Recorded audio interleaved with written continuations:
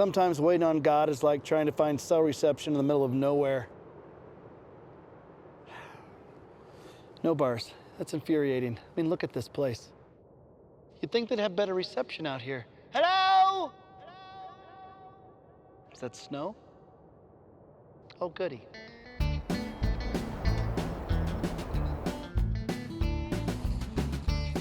Or maybe that word from God is like waiting on a text reply. The worst. It's those 3 little dots. All I needed was a quick response, but they just keep going and going and going. What are you doing? Are you recapping the Count of Monte Cristo? I just need an answer. Is it cell phone coverage? Is it me personally? Is it you? Is it me? I don't know. Answer me!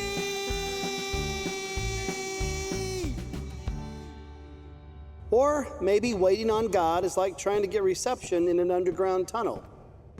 Over 2,000 years ago, God's people were also waiting. They were literally for hundreds of years waiting for God to give them a message, an answer. Previously, God found ways to communicate, whether it be a burning bush, a pillar of fire, prophets and kings, and now nothing. It was like they knew he was there, but there was like a lost connection, you know? Have you ever felt like that? Deafening silence in your hour of need.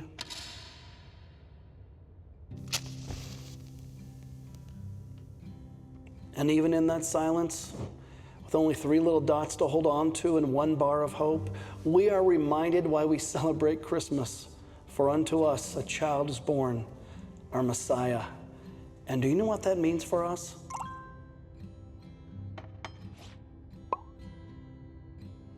And he will never leave you.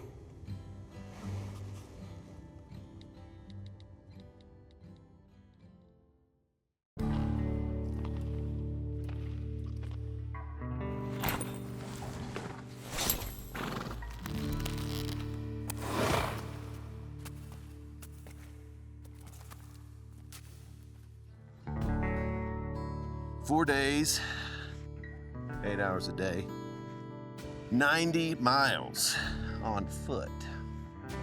That is what waited for Mary, who was 9 months pregnant, by the way. Along with Joseph, who had just discovered that his wife-to-be was pregnant with the Son of God. 90 miles on foot.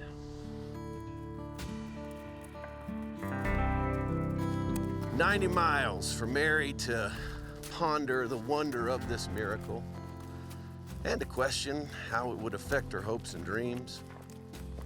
90 miles for Joseph to consider the things that first-time dads struggle with and to wonder, what's this relationship with the Son of God gonna be like? 90 miles, probably of difficult discussions. 90 miles of anxiety and doubts. Probably some squabbles, hopefully some laughs. 90 miles. But up ahead lays Bethlehem, the little town where the Savior would be born. Maybe you find yourself on a 90-mile journey this Christmas, one that's testing your faith. Maybe you didn't sign up for this, and you don't think you deserve it, and it's gonna take every breath you've got to get there. Might even feel like God's holding your feet to the fire. The fire. It will refine us if we let it. Have I not told you? Be strong, be courageous. Do not be afraid. Do not be discouraged. For the Lord your God, he is with you, no matter where you go. So friend, no matter how long the road, no matter how many dried up streams you come to, lift up your eyes, for the little town of Bethlehem awaits. Jesus, he always meets us at the end of the journey.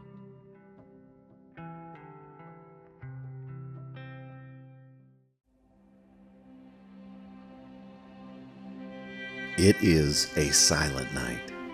Angels stoop down to watch in awe at the foot of this newborn baby's earthly throne.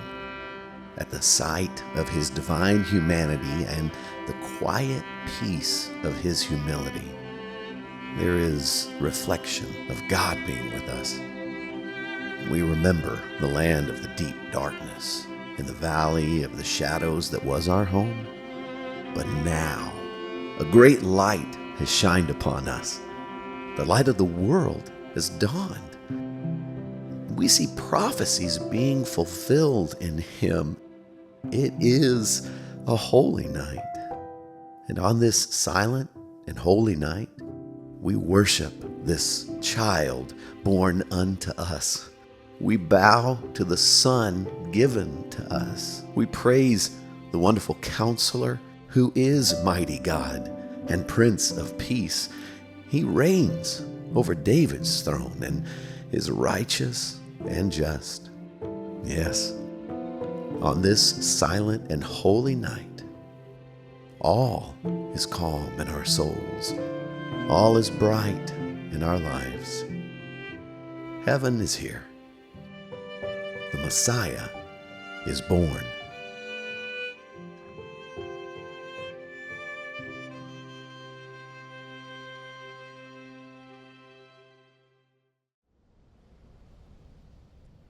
Your family tree. It'll tell you a lot about what you're made of. Jesus' family was no different. Chock full of folks much like this piece of cedar board here. Twisted, flawed, full of imperfections. People least likely to be picked out of the pile. You and me, we would not want any of these people in our family tree. So why would a perfect God choose imperfect people to tell a perfect love story?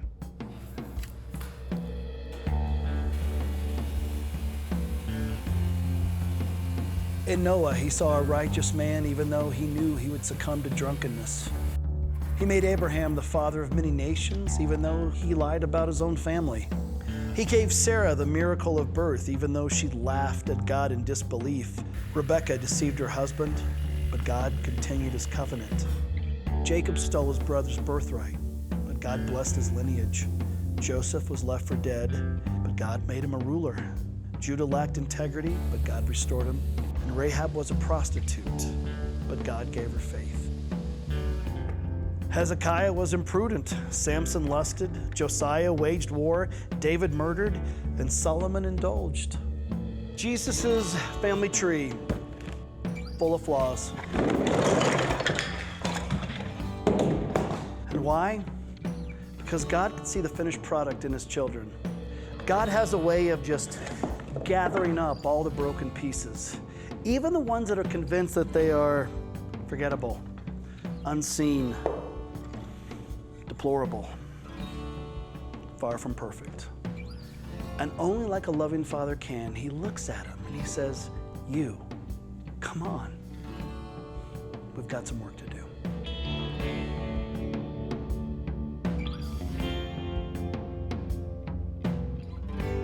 And on that first Christmas, God made the announcement by hanging a star in the sky, a beacon, if you will, to all those that are hurting, feeling unworthy, broken, to come and find Jesus.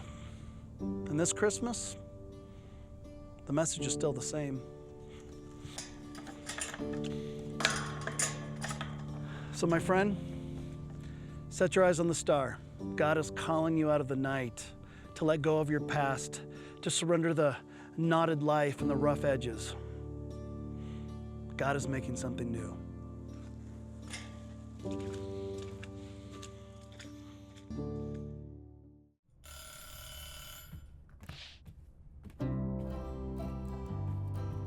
There are things in life that just naturally go together. Cookies and milk, pen, paper, thunder and lightning. Or even this, pastures and sheep. But you know what doesn't go together? Angels and shepherds. Oh, I know, they do now. But before Luke chapter 2, angels and shepherds, not a thing. Now, oh, it's a thing. We all have those nativity sets in our homes with the little figurines that go together. But if you'd been there on that first Christmas night, the night that it all happened, oh boy, nobody saw that combo coming. I tell you what, let's consider what things, not angels, that shepherds would be more likely to be paired with. Shepherds and hooks, shepherds and hook fights, shepherds and fending off wild animals with said hooks, shepherds and rough terrain, shepherds and sleeping on rough terrain, sometimes during extreme weather. As you can see, a pretty glamorous lifestyle. But where do the angels fit in?